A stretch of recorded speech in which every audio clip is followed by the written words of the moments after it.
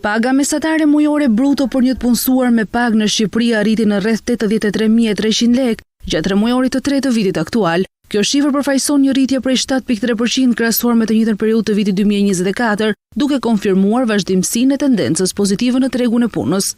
Sektorët me pagat më të larta mbeten financat dhe sigurimet, informacioni dhe komunikacioni, si administrata publike, arsimi, shëndetësia dhe shërbimet sociale. Po ashtu mbi mesataren kombëtare qëndrojnë aktivitetet e pasurive të paluashme, si dhe profesionet teknike, shkencore dhe shërbimet mbështetëse.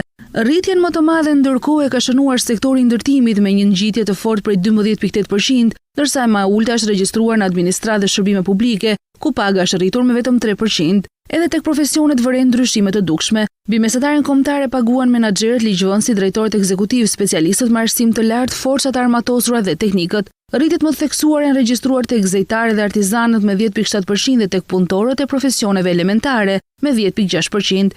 Ndërkohë rritjen më të ulët e kanë shënuar specialistët me arsim të lartë me rreth 5.5%. Krahasuar me një vit më parë vërehet një ulje numrit të punonjësve me pagë minimale, por krahasuar me tremujorin e dytë pesha është rritur, ndërkohë shtuar kategoria punonjësve që marrin paga mesatare dhe të larta. Kjo zhvendosje sugjeron një shpërndarje më të balancuar të ardhurave dhe një strukturë pagash më të orientuar drejt niveleve të mesme dhe të larta.